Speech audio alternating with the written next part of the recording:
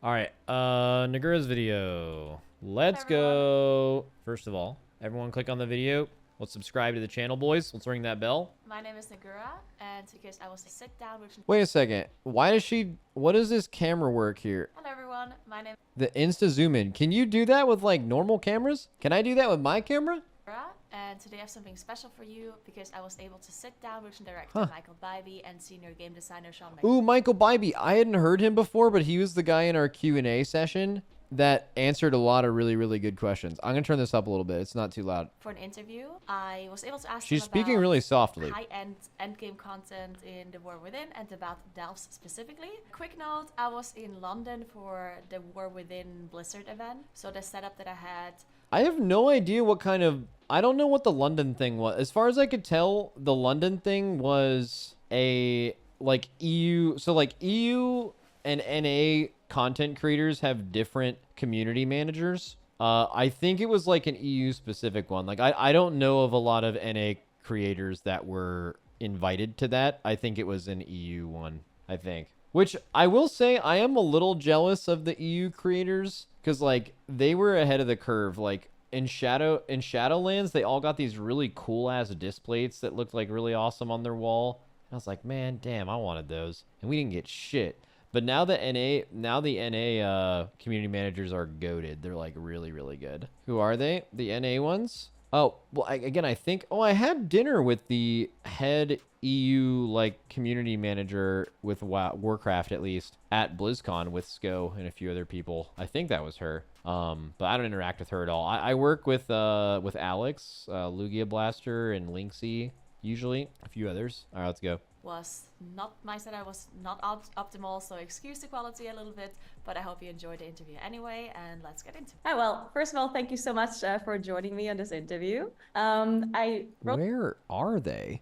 down like a million questions, She looks like she's in a church right now. and I didn't submit any of them beforehand, so I was a little bit worried that you're just gonna say like, I can't answer this question, I can't answer this question. So Oh, they didn't have her send them in ahead of time? Every time I've done an interview, they have them send them in for the purpose of making sure that they're more... They'll never say you can't ask this. They just want to be as well informed as possible, but maybe that's just because the ones I've done are always with like Ian or Morgan, and they obviously don't work on each individual thing. They lead a bunch of people who do those things, so they maybe need to ask those people, and maybe the people she's... I need to see who she's interviewing. I know Bybee. I don't know the other one. Maybe they're more... I was thinking, before I go Had into their my boots on the questions, ground. I'm gonna ask you if you have anything that you What is it? They know they need to vet NA creators. want to talk about a little bit more, like something specific that you maybe would be willing to share more information about, or something that you like a lot, something that you're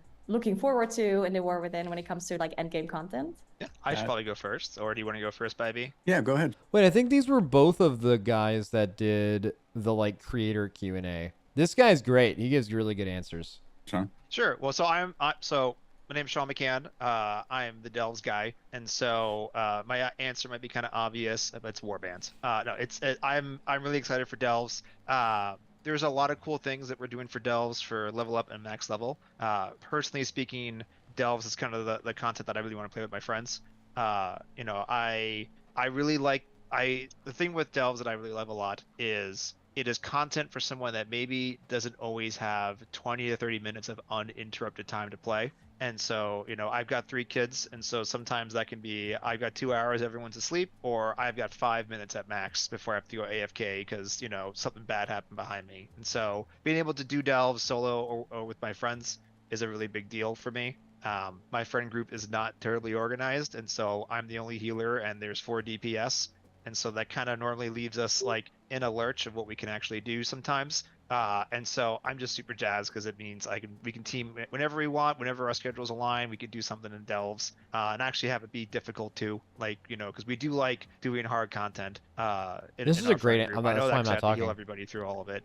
And so that's what I'm super jazzed about for coming to War Within. That's probably exactly who should be running Delves, because that is probably the exact target audience for them. And I'm glad that he mentioned one thing that a lot of people usually leave out, which is that players of all levels want content that challenges them, and they don't just want things to be easy and given to them, for sure. Mage Tower is a perfect example of that. And I hope there's Mage Tower vibes at the end of Delves, for sure. All right, now Michael Bybee is going to introduce himself. I believe he did a lot of stuff before, but he recently came back to Blizzard. I think that's his bit. Or he joined for the first time like a year and a half ago or something. Mm-hmm. I do have one question about Delves in particular. So I was testing Delves earlier today, which was really cool. I did play by myself, and it was cool that I was able to choose if I have a healer that helps me or a DPS or what's going on. And then I also thought it was interesting that you can choose the tiers of the difficulty, right? And then I was like, a question that I had, since the Delves are also going to be part of the Vault, the Great Vault as well, and I assume there's also going to be some sort of... Before she gets into her question, I think Naguura's being a little nice here. I have a lot of hopes for Delves, but the Delves that are available on Alpha are like, there's absolutely nothing to see there. You know, I think she's giving him a softball since she's talking to the Delve guy. of like item rewards of doing the Delve itself, not just related to the Vault. And I was wondering how far they're going to be scaling up those rewards. Are they going to be similar to like the max rewards that you can get from Mythic Plus, or is it going to be below that? So yeah, Mythic Plus at the highest tier for Mythics will always be like above Delves. The plan with Delves is we're going to have about, because you don't see it right now in Alpha, but there's going to be 11 tiers in total for difficulty. Okay. Tiers 4 through 11 are going to unlock when the season begins. So we kind of give everyone some time to kind of get used to the mechanics, see what's going on before we hit you really hard on things. Right now the plan is that the highest Delve reward will go up to Mythic 5. So it's pretty high up for someone like me who I don't necessarily get to like the old Mythic 20s and stuff like that.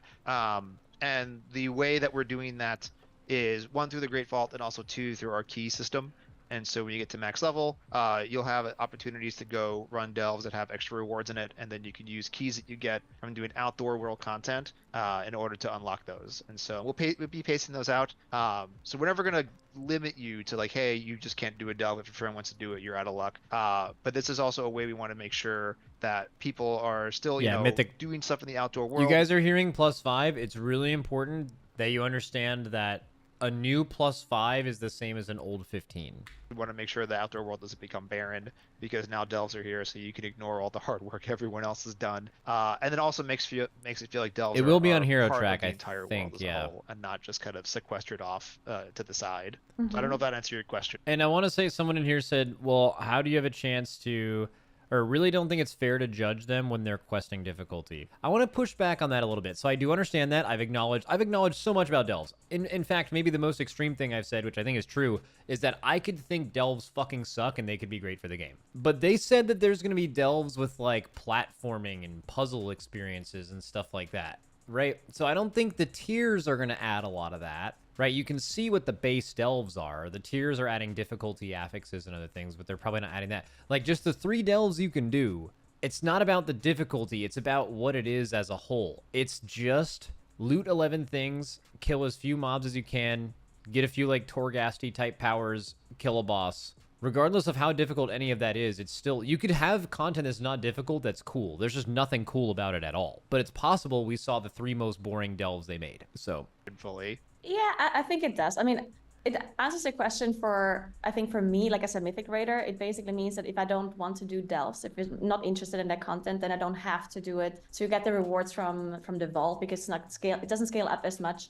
as like the Mythic Plus rewards would, or the Mythic Rating rewards would. What is it? They can complain all they want. That's good for the more casual base. I think you're misunderstanding what I'm saying. What I'm saying has nothing to do with difficulty, because it's hard to gauge difficulty because there isn't 11. Regardless of how casual you are, if you're looking forward to Delves being this cool new experience and you go in and it's like a bunch of shit you've already seen before with nothing new and cool at all, the casual player base isn't going to like that. It's not like a elitist, this has to really challenge me thing. It's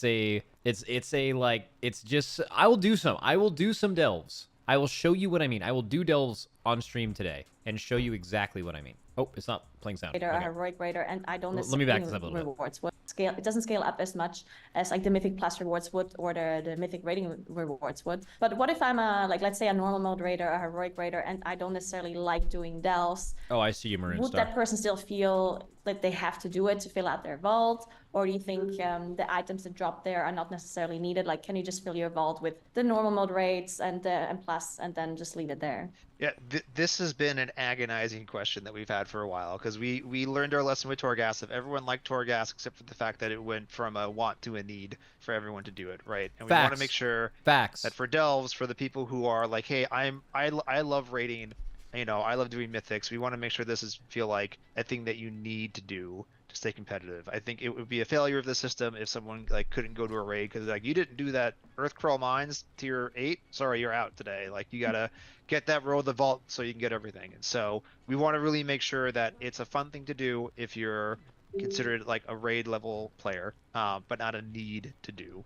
I love that cut right there. Yeah, and so that'll be a balance. I love that cut. Hold up. He says raid level player. Make sure that it's a fun thing to do if you're considered like a raid level player. Camera cuts to raid level player. Back to the interviewer. But not a need to do.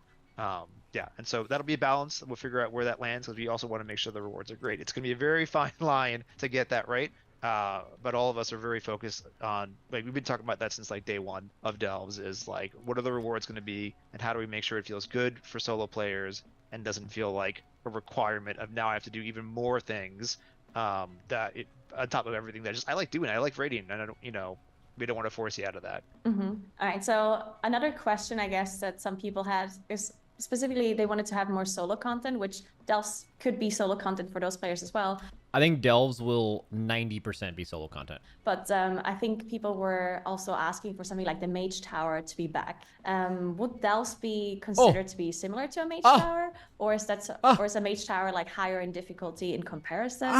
Where would you put like those two? So Please say that the 13th delve that's only a single boss and comes out with each individual season is meant and doesn't have any rewards tied to it to where you need to do it is really, really, really cool and hard and fun. we do have a special thing in Delves, and I think I could talk about it, so I'll say it anyway. We'll see what happens. Is he gonna reference it? Goes does the Ian face? Maybe that could be the thumbnail. So Say it. right now the plan is for the 11 tiers that at tier 8 we stop giving different rewards, kind of like in Mythic of like, hey, at a certain point we're not going to give you higher rewards. So tiers 9, 10, or 11 are meant to be hard mode. Like this is a thing that you do because I really want something hard to hit me. Fucking say it. We won't be able to get on the exact fine-tuned balancing of Mage Tower, but we do have the concept of the 13th delve, and that is a thing that you can. We're still figuring out the exact way to unlock it, but it is essentially for the player that finishes the season. And then said, well, I still want something hard, like super hard to overcome. I've beaten tier 11. The 13th delve is essentially our one-room boss fight, where we're going to hit you as hard as humanly possible. On here, and so the plan is to get up towards that Mage Tower difficulty. It won't be a thing that it's exactly Mage Tower because it's not going to be based on like every single spec that we have. Yeah. I can say we tested it last week and no one beat it, and so Let's fucking go. Oh my god. Oh, let's fucking go, dude. Oh yeah. I'm a happy boy. I am a fucking happy boy. That is the best possible answer he could have said to that about the question he was asked, and I'm super happy to hear them say that. That is fucking insane. we were like, cool, we're on the right track. Like it's kicking our butts. We actually have to play smarter on this, and so yeah, it's going to be a continual thing. But that is kind massive of our W Mage Tower equivalent on Delves, and fuck yeah, I'm tweeting. I'm fucking tweeting. I'm fucking live tweeting. All right, live tweeted. Let's go. tier 11 is going to be pretty tough too. But that's the plan right now. All right. Well, that sounds really cool. Okay, that is definitely something that I'm going to be checking out then as well. All right. So I did have one more question about Mythic Plus in general. Okay. If you guys want to talk about that as well. So I was wondering if for some you have reason planned any major she was change- reading her question, but I thought she was about to do, and she's a really good interviewer, so she's not going to do this. But for a second, I thought she was going to do the really bad interviewer thing, where she just didn't ask a question. Like here, let me pause it, where I think she was going to stop the question. I did have one more question about Mythic Plus in general. And that's it. And then it's just like, on to you, interviewers. And just be like, what do you want to know You guys about want it? to talk about that as well? Right there. So I was wondering Yeah. if you have planned any major changes when it comes to affixes in Mythic Plus in the War Within. And They've already answered specifically this. also if seasonal affixes are something that you consider bringing back. They've already answered Because this as well. people have been talking about it a lot, that they're missing the seasonal affix. I know that the purpose of the I've seasonal literally affix heard is this kind of person gone now answer with the this new in a rotation creator of the interview. dungeons, but people are still like wanting something like that back. So is that something you consider? Yeah, I think what we can say is the team is talking about it right now. I don't think they're ready and final enough with it where we're ready to actually talk about the specifics around the affix, etc. But I know that it's something the team talks about all the time. The seasonal affixes are great because they add a lot of variety. They also are challenging to balance over time, and it makes some seasons more difficult or more challenging, or maybe for some players not as interesting. And so there's been pros and cons on that, but it's something the team's talking about, and we will be talking about that soon, but unfortunately not today. Okay.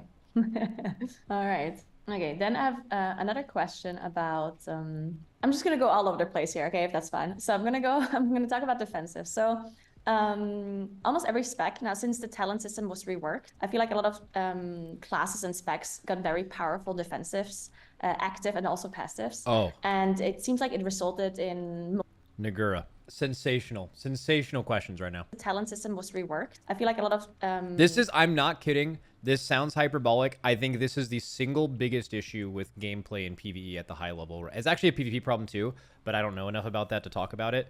In PvE, the biggest issue with them creating cool content and challenging you in the right way right now is the defensive bloat and defensive power in this game, 100%. classes and specs got very powerful defensives, active and also passives.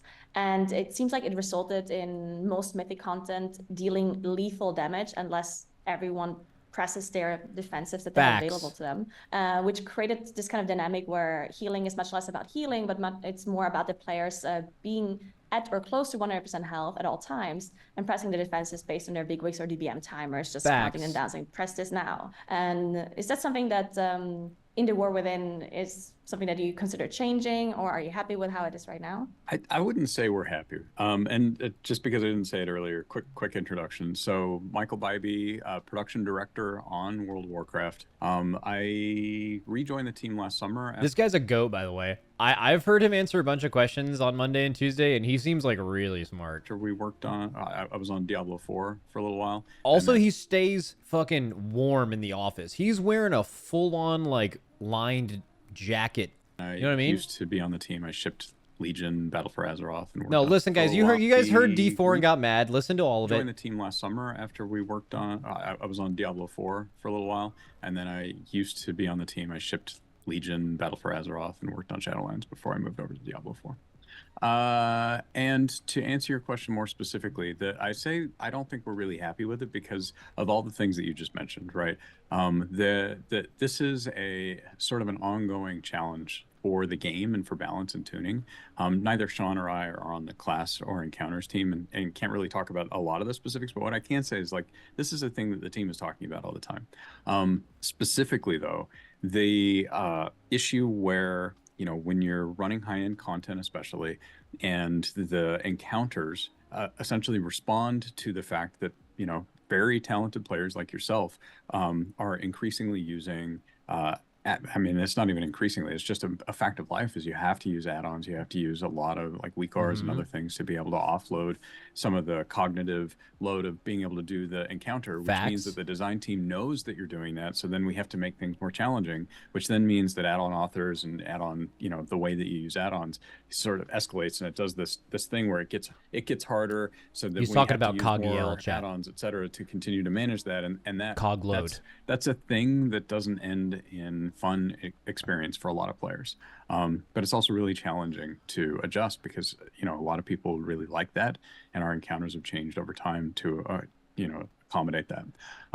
We talk about the defensives problem and the just don't get hit. And then, I was running a Resto Druid in Mythic Plus in this season 3 for Dragonflight, and I spent most of my time in cat form, frankly, because if you're doing content right and you're interrupting right and you're doing AoE CCs, etc., I don't need to heal because people are mostly healing themselves. They're mostly using their defenses. He fucking gets it. If we're doing it right, you're not really getting a lot of damage, and I wasn't having to heal quite a lot. And I actually found that to be kind of an interesting experience, but not the core of what I think that experience is meant to be. So it's a long-winded way of saying that this is something the team talks about all the time. For specifically rolling out the encounters for the war. Just before he continues, can you guys not tell that he's like really, really fucking smart? This was my impression. I heard him in like 2 Q&A sessions over Monday and Tuesday, but like this guy 100% fucking gets it. And he plays the game. Raids and Mythic Plus dungeons. I don't think you're going to see like major changes to those structures. What you're going to see is iterative developments. In the longer term, it's something that we want to address directly. Yeah, literally the only problem is he's a healer. Like outside of that, it's fucking awesome. And that's always going to hold you back a little bit. Cool. Yeah. It's something that you mentioned as well. No, it doesn't cancel out. It doesn't cancel out. It's like a small negative. If everyone plays correctly, you don't feel like you have to heal that much.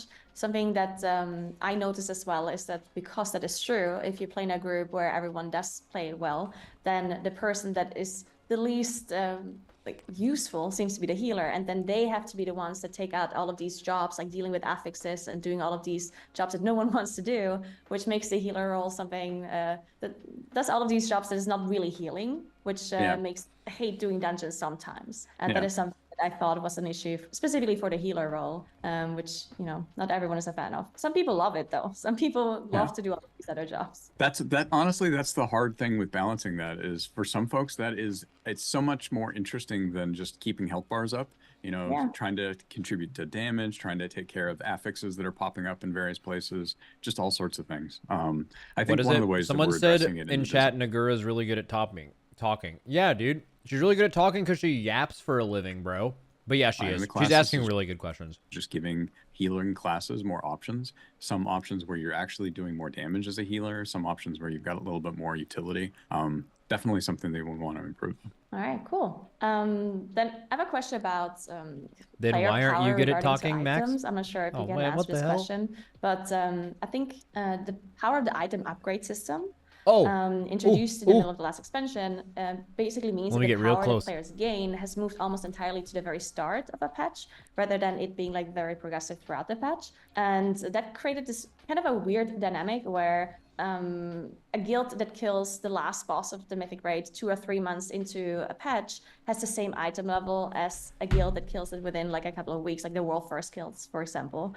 And I'm not sure, like, is that something you want to move forward with? Are you happy with that? Because it results in like last bosses having to be nerfed a bunch because it might not be killable for those guilds. And on one hand, it's nice to be able to get the gear so quickly. A lot of people really love the upgrade system, myself included. But how do you want to address this? So many good questions, man. Not being able to ask the gear exact progression same or ones. character progression after a couple of weeks. Yeah, I think there's a couple things there. One, to just kind of get it out of the gate, for 10.2 in Amir Dursil, there was a little bit of an experience at the beginning of that patch where I think gear progression was even faster for a whole bunch of reasons related to the Renown and the Dream Wardens that made it not work out exactly as we had planned, let's just say. So the goal wouldn't be to do that in the future. But the thing that you're specifically talking about is like gear progression. The way it works right now is it's a little bit of a curve that flattens out over time. And so the end of the curve where it's really, you're not getting as much of an iterative improvement over your item level. You get a lot of rapid development early on, and then it slows over time especially for folks that are pushing the hardest content. That is less interesting. There's pros and cons though, because the other side of it is that it opens up a lot of accessibility for a broader swath of players to be able to engage in that content than ever have before. And so what we want to do is be able to keep that accessibility while still making it feel like, continuing to invest in mythic rating, etc., is meaningful, which it doesn't always feel like right now. All right. Yeah, that... Do you guys remember when I was listening? I had a YouTube video recently, and maybe you watched the live stream of it, where I listened to that podcast, and I said that one guy had CEO energy. He ended up later having some fucking insane takes, but like, you probably remember me saying that if you watched that video. This guy has CEO energy. And what that is, it's like you don't talk too much. You talk when you're addressed, or you talk at the end of everyone talking, and then you just say some super smart, well thought out shit, and you're like exactly right. That's what he does. Etc. is meaningful, which it doesn't always feel like right now. All right. Yeah, that sounds good. Okay, interesting. All right, then I have one more question about the hero talents. So the hero talents seem super powerful. If one talent is really powerful for one spec, but for the other spec that shares the hero talent tree, it might be underwhelming. Ooh. Are you willing to maybe balance numbers specifically for one spec, or are you only willing to change a talent for both specs simultaneously? I think the answer to the question is we're going to do what feels the most right for the most players, right? Which means that in some cases we may. So for the most players. So if you have a talent tree and you're a BM or MM hunter and your other hero talent is shared with survival, they're probably just going to do the things that benefit BM and MM because those are the only ones that people are playing. End up having to tune a particular hero talent tree to work for the spec. Like if 80% of players are playing it in one specific spec, I could see. Wait, I us was making kidding, but he's adjustments to make actually it work a agreeing little with bit that. more. Let's go. But that's not the goal. The goal is to make it feel like you actually have choices. That's always challenging in a game like ours when you've got tons and tons of players and especially pushing high-end content. But the goal is that it feels like you actually have a choice. And so I just think that when it gets to the most high-end content, we're going to be forced to make the choice that, makes this work out the best for the most players that are using it in a particular way. I don't have a lot of concern with their ability to balance hero talent. A lot of people might hear that and they're like, huh? This last expansion, we had class trees and spec trees and it changed a bunch of shit. And again, completely ignoring PvP. PvE, including if you even average it out and you include the God Comp season, this has been the most balanced the game has ever been. Mythic Plus seasons have had more classes viable at all levels. There's probably fucking 10 to 15 specs right now in Season 3 that could top your overall in a key above a 25. When you start narrowing things down to a class that have a bunch of utility and also have the extreme defensiveness to survive into the 30s is a totally different thing, but damage-wise, insane. Tanks are in Raid as well. Like, in Raid, it's unassailably the most balanced it's ever been. And then people will relate to... They see these addition of hero talents, and they're thinking of things that Blizzard, where you had the ability to choose before, and they're like, Blizzard never balanced it well, and they think of Covenants. And the main reason Covenants were such an issue when they weren't balanced really well was because you couldn't swap between them. You had to fucking choose one, right? Oh my god. But this scenario, you don't have to be set to a hero talent forever. You could change your talents in 2 seconds and go to the other one, right? But also, Covenants had infinitely more things to tune than hero talents do. Hero talents appear complicated, but are remarkably simple.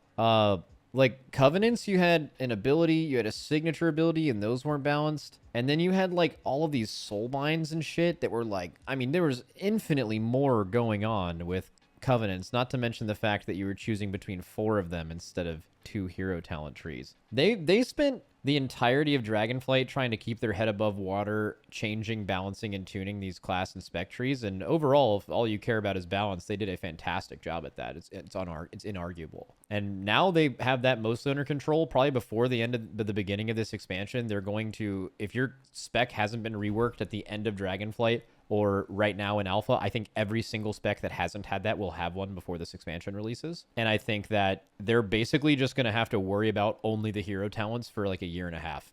And there's nothing that's happened in the last year that would tell me that they would handle that improperly. That being said, I mean, it could always happen, but I'm pretty confident that it just is a significantly easier task than what they've had to do before. And then they released the Druid tree this week, and that made me question everything. Mm-hmm. And we'll continue to take feedback. Actually, it made me question everything, but also the more I've shit on that tree, the more I realize that the fact that there are 4 specs trying to work within a class tree is the primary issue. Iterate that on that, and I think it's going to be interesting. I think where we end up with that system is going to be very different from where we started. But I'm personally very excited. I think the fantasy of the hero talent system is one of the most exciting pieces of it. Just 100%, 100%. I don't know 100%. if you got a chance to check out the Void Weaver Priest that's on the alpha, but the ability that we're adding for Shadow Priests is, I think, really, really cool. Shadow Priests have access to a totally different talent tree that we haven't shared yet, but the Void Weaver one, I think, is the one that lines up most directly with the Shadow Priest fantasy. And the idea that you're just opening a portal to the Void that sort of sucks in all of the enemies around, I think is a really cool idea. And frankly, right now, it feels pretty overpowered. Oh, get on, Shadow Priest. You guys are going in the dirt again. Maybe another Hey, Shadow Priest, how about another rework, huh, buddy? Ha! Okay. But really, though, he is right about the He is right about how theme and class fantasy is everything with these. Since they've been announced, I didn't really pay too much attention to that. Like, I considered it, but when you actually play the expansion, when you play these classes, what sticks out more than anything else is how different and how cool your class feels by being this other thing. And it's so noticeable in the classes where you don't feel that. Really, really fucking cool. Like, I mean, when you guys get your hands on alpha, you'll know what I mean. Maybe you can tell by even watching them with some of the visuals of it, but like, you can tell when you're playing one that fits a theme and a fantasy and when you're not, visually and by gameplay. It's really cool. Unfortunately, did not get to check that out yet, but I did see some of the other hero talents, and I really I love the animations and how it like how those two specs come together and how everything looks. I think it's going to be really cool, and a lot of people are going to be super excited about that. So yeah, I'm super interested to see what you have for all of the hero talents. So I'm excited to test it all on beta or in alpha. All right, so I have one more question. I'm not sure if you guys even remember this. So a long time ago, Ian had an interview with somebody, and he specifically talked about the UI. This was before Dragonflight even came out, and he was saying that you are. By the way, if this interview was with me and she said he had an interview with somebody and then just moved on from that, I'm gonna be offended and very mad. On UI reworks and doing a lot of changes there. And he said that the resource bar that is in the middle of your screen, that the team wants to iterate on that one in the future, so you can customize it a bit more. So specifically to replace. Okay, I did not ask this question, but this is another really, really good, insane pause face by Naguura right now. There is a need for this in the game for sure, and I've been talking about this for the last 2 days. If you could just customize how your personal resource display works and what buffs actually show up above your health bar, it would actually make the default UI so much better. Of the weakers maybe. So let's say if you're a tank and you get pain suppression, that you would be able to add that to your resource bar. Yes, if you perfect want to example. Do so, or if you're a damage dealer, to see power infusion or something like that. Is that something that is still being worked on, or is it something you can talk about? Can't talk about it, but still being worked on. That's the best way to answer that. The key is like we absolutely want to make that work out for players, but weak ores is incredibly powerful, and so I don't think it's probably unlikely that you're going to see the entire weak ore system, totally replicated in the WoW UI. But finding ways to make it more, make certain actions work out better in the base WoW UI, I think is definitely the goal. No specific things around that right now, and frankly, it might be a while before we're ready to talk about that. Okay. This guy's a goat. All right. Anything else you would want to talk about that, again, you're maybe really interested in the War Within, or something that you worked on, something that you can share more information about? Ivy's usually the one telling us get it done faster. I'm more boots on the ground. Yeah, I mean, for me, I'm it's been delves for a very long time. I think, we've been doing a lot of work trying to figure out how to make Bran feel like a cool companion and not just another, when you get a guardian at a quest that's kind of just following you around like that. This is exactly how they follow you in quest, just like that, right? And so we want to see how to give him character. Wait, I want to respond to what someone said in chat. In quotes, we're still going to lean on add-ons. Got it. They don't really have a choice. The world where you just stop all add-ons and you try to build as many as you can into the game, or just like, oh, we're going to work as hard as we can to completely replicate this as soon as possible, is going to have a lot of growing pains and a lot of rough edges, and it would change the feel and the gameplay so much immediately. It would be bad. Like this is why, usually when you have this conversation with people that are like, just remove all add-ons, you can tell that they're not playing the game.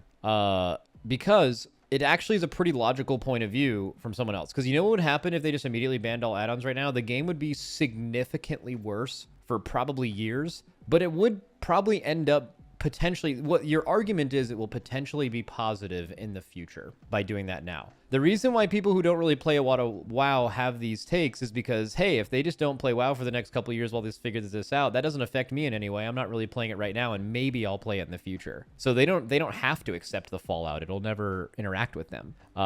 So yeah, I don't know. While they should do as much of that as possible, I don't think the whole like, oh, we're just still going to lean on add-ons. It's part of the game, and the process of separating it and making it lesser reliant is a long process. It is not something you can do right away, and he's just being honest with that. We tested a lot of stuff out with follower dungeons. and we're working closely with the team that's been working on those. It's like, hey, how do we punch it up a bit? The benefit that we have with delves there is that they're not meant to be as core. Like we can have we can have extra action buttons. Like if you go toys, we can say, hey, you're immune to damage for a minute in the delve, which we wouldn't necessarily do in a dungeon. And so like what are some fun things we can do with Bran? Like I thought people wouldn't know it, but in one of the other interviews we did, everyone was like, oh, we saw that already. So I was like, well, that's touche. If you go AFK for a little bit, Bran will find a wall to just lean against while he's waiting for you. And so we're excited about a lot of those little things that maybe people will never see, but it's there, and that people can kind of talk about. Oh, did you know Bran does X, Y, and Z if you do the following things.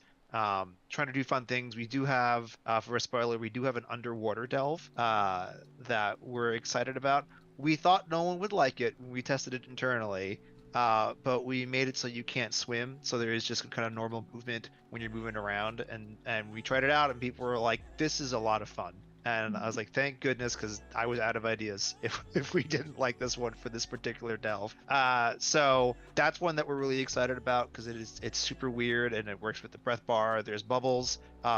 We found that we can kind of tell how old somebody is based on the underwater trauma they have from a video game, of when someone goes, oh, this reminds me of that video game. Like, oh, I see what generation you're in now. Of like which game caused you the most anxiety for underwater gameplay. But yeah, so for me, there's a lot of interesting things that are coming up with delves that we haven't seen yet. There's all the different scenarios that we have, and so like with the Earth Crow mines, does anyone remember in Ocarina of Time, is there a version of you using a key in the wrong door in the water temple and it literally bricks your game? Am I remembering that wrong? Maybe there was a way to get around it, but I remember hearing horror stories of that. Saw like rescuing a bunch of earthen on a minecart. The plan is at max level that'll randomize a bit, and so kind of like World Quest, where when you go in tomorrow, the earthen aren't there anymore, but now there's an Arathi that's come up from Hallowfall that says, here's a torch, burn everything you see. And so now those webs that you had to avoid before, it's actually just go straight into them with that flamethrower, take it all apart. But now there's some new mobs that will spawn webbing, and so you have to kind of dynamically deal with that. And so that kind of changing gameplay I'm really excited about, that we might not necessarily see right now, but it is something that we're working on like in the background to get a lot of variety into the delves. Okay, yeah, that is very cool. Because I only managed to test delves solo. I didn't do any group testing. Mac, you can go with 4 people max, right? Or was it 5? Full team of 5. 5, okay. But Bran always is with you, even if you're with 5 people, right? He could always be there.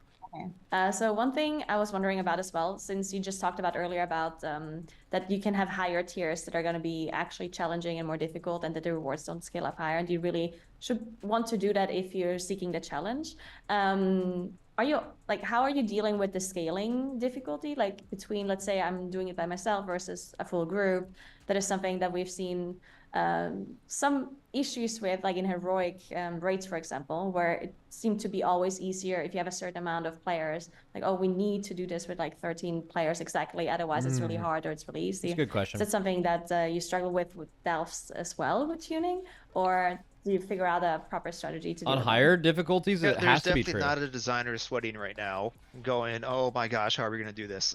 We are taking the same system that we had in Torghast, because Torghast under the hood had a lot of that scaling that we could do for the group size, and also per role, per class, and per spec. And so the idea is looking at, from like a number crunching way of like, hey, are there classes that are underperforming? How do we balance that out? Are there group sizes that are underperforming? How do we balance that out? And so we're going to do our best to make sure, hey, that feels really great from the data that we have, and just from playing through, like, hey, does it just feel like, I know the data says Shadow Priest is great, but it just feels terrible doing, like, so we're going to ignore that and actually just do some things to fix that up.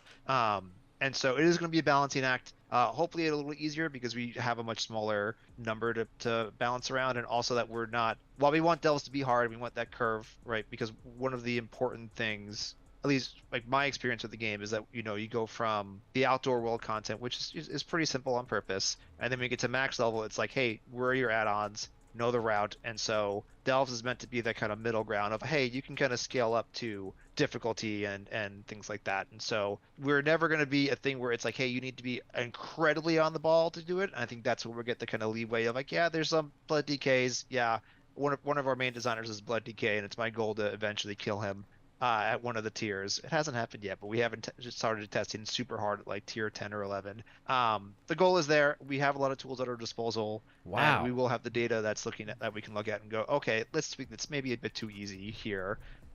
So yeah, it'll be an ongoing thing. I'm sure to get it right. Yeah, someone check on that guy. Okay, cool. Very interesting. Yeah, I can imagine that being very difficult. Yeah, it'll be a challenge, but I'm sure we've got a lot of resources that we can do to kind of pull it off. All right, so one more question about raid buffs. Let's go. So raid buffs have been Ask about added Ellie to almost Shamans. every spec in the game nowadays, and such that in high-end mythic raid comms now the majority of the slots are filled by somebody that brings an important raid buff. But then there are some specs like Elemental Shaman, Raster Shaman that bring nothing to the table, and they see almost no play among top guilds, except in tiers where their throughput is much better than a spec that does have a raid buff. I don't think that happened in this entire expansion, did it? Did Echo or us bring an Elemental or a Resto Shaman to any end boss this expansion? I don't think so. Probably not a coincidence. Is that something that you want to consider to change in the War Within, or are you happy with the current situation of the raid buffs? Yeah, it's definitely something we're talking about. I am not aware of a specific change that we can share today around that, but I know the class team is talking about that. And based on some of the stuff we were talking about earlier, we don't really like it when it feels like you can't take a class or when you have to take a specific class. Maybe that's okay at the most, top tier difficulty, but the vast majority of people should feel like it's okay to play a shaman and not feel like you're going to get ostracized. And I am planning to play a shaman in this expansion, so I better not be ostracized as a result of that. Okay, I have a few issues with that. The first one is we don't want you to feel like you have to bring a class because of a raid buff. But like that's kind of what raid buffs do. Like even when Ian has said this before, well, if there's no raid buffs, one thing they do is they just make it so like in a mythic raid you're gonna have one of each class ideally. Again, let's forget shamans for a second, and that's true. So like guilds can have like more consistent raid rosters and stuff like that, and they know who to bring. It only takes if you want to be technical about it, I think there's 12 raid spots taken up by raid buffs that are like you would be stupid to not have this. So there's like 8 other spots for whatever. But like that is what raid buffs do. Like raid buffs, almost to his admission, make you bring certain classes to force diversity. Other games do this in different ways. Like in Final Fantasy, if you bring a second of any spec, it like doesn't give you a buff or gives you a debuff or something. So you have to like bring only one of each. Not spec, they call them jobs. Yeah, I don't know.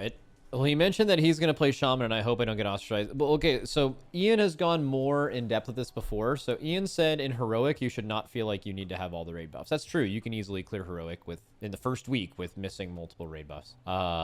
In Mythic, though, he said that's usually where we want you guys to have a Warlock. We want you to find a Mage, stuff like that. So yeah, he's like referring to the very, very high level content, but like implying there aren't like more casual guilds that do a little bit of Mythic and feel like that they have to bring or can't bring certain people. There are Ellie Shamans in guilds that don't raid and go for world first that are constantly sitting because they are having to fight the battle of not only do I have to be the best DPS in the game, but I have to be better than the second of any of these other things that already have a raid buff and maybe also have more utility than me. And I just don't understand why. Look, like in BFA, in Shadowlands, we had less. In BFA, we had scrolls. Shadowlands, we had no scrolls, but we had, and I think this number is right, almost half of the required raid spots taken by raid buffs in Shadowlands. I had a video about this previously. And now we've gotten to the point where literally every class is required one of in a raid. DKs, you could make an argument that that's not true, and like not all fights need grips, but usually end bosses do,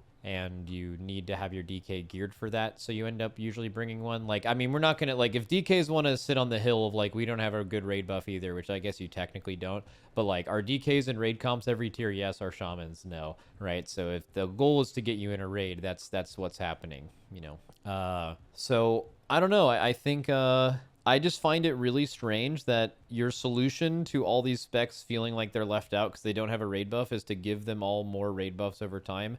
This expansion, we saw 1 rogue required, and then like 2 rogue was good. They gave paladins a raid buff, and then now paladins have a second raid buff, and like you're just giving raid buffs out like it's nothing, and then just to leave out the other 2 specs of shaman. Like Enhanced Shaman, you can say that like shamans are being not included, but like Enhanced Shaman was brought the whole expansion.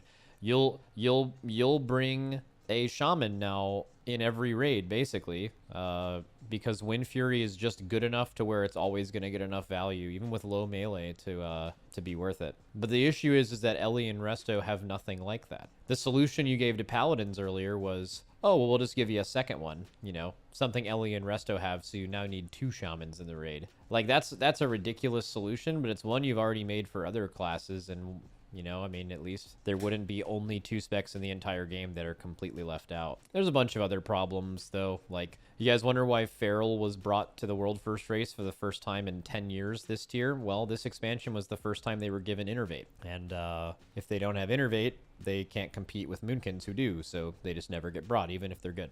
Same thing with Devastation Evoker right now. As long as Augmentation doesn't undergo significant major reductions and changes, that class will be brought over Devastation in all relevant hard content because they have Spatial Paradox and Devastation doesn't. It's extreme. It's the exact identical to the Innervate problem for Ferals over the last few expansions. So, yeah, they'll definitely they definitely have a lot of work to do there. Play a shaman in this expansion, so I better not be ostracized as a result of that. All right. Okay, good. There's one more question I have about the Fated/Awakened season. Is that something that you plan on continuing and adding moving forward in the War Within and further expansions as well? We like it, but I don't know that we're ready to commit to always doing that with every expansion.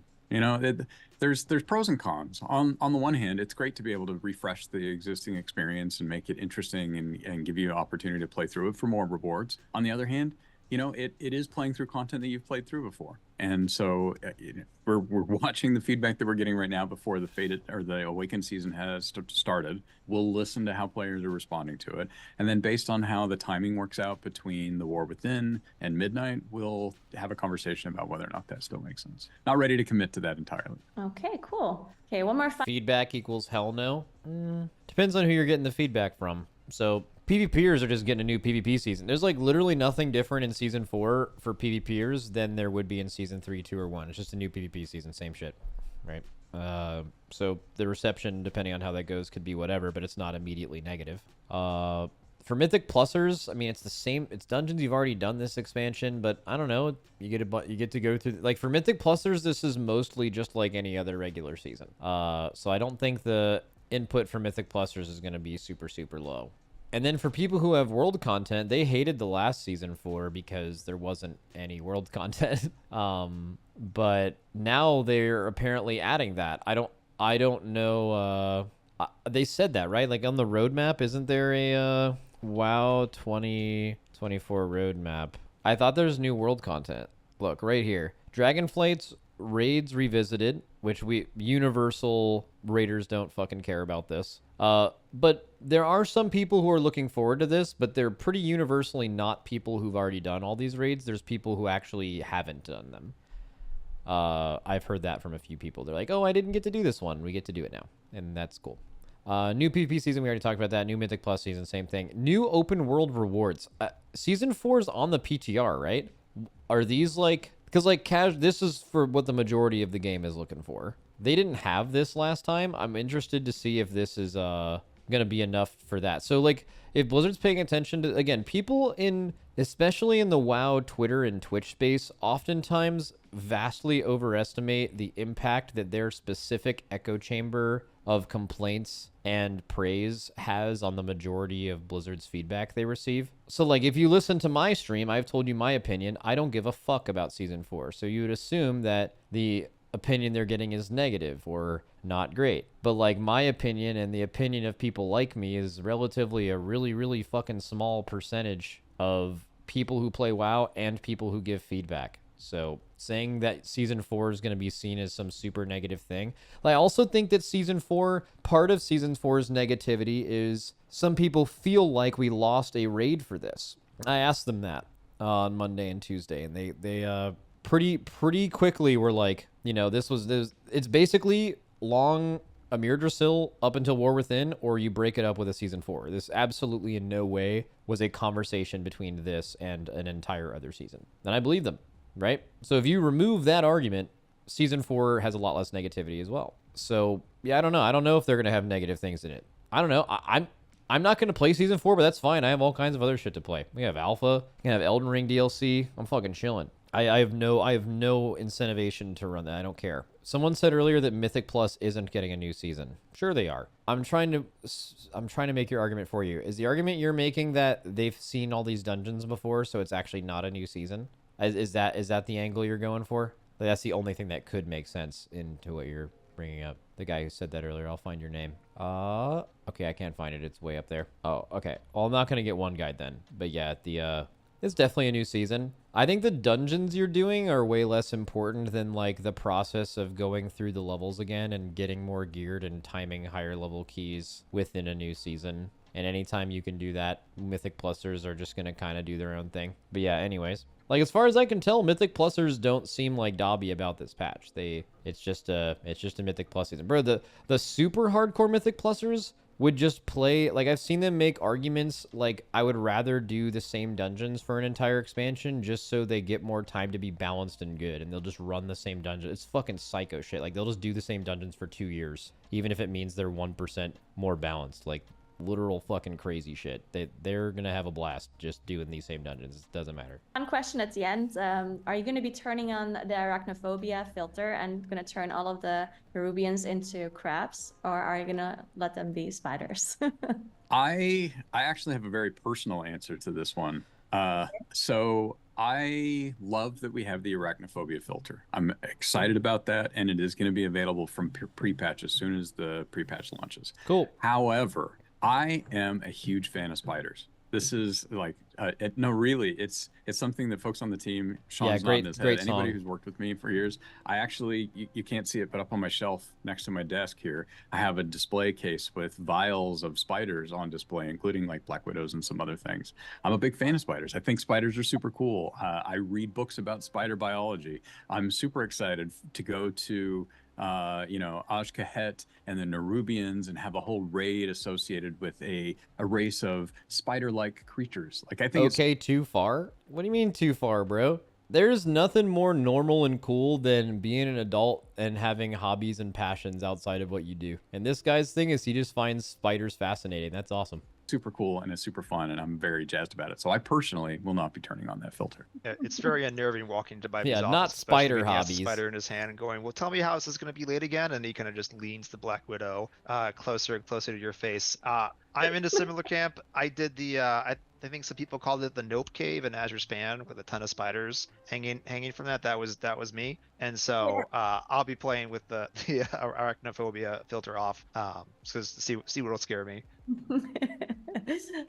Dude, the arachnophobia filter is kind of interesting, though. I would have never thought that they would actually care about something like that or do something like that. I also saw some weird negative feedback from that. They were like, why are they spending dev time on this? Like, bro, it's fucking... Dude, some people just hate everything. Some people online just fucking hate... they complain about things that are just like, I just don't even understand how you could possibly just... All right, very cool. All right, that was it for my questions. Unless you guys want to share anything more, then I'm of course. Why are you guys saying Asmongold? Wait, was Asmon not a fan of the arachnophobia? I have no idea if he had an arachnophobia mode take. I think the only other thing I want to say is, one of the things that I find really interesting about this team is, the team has been around for a while.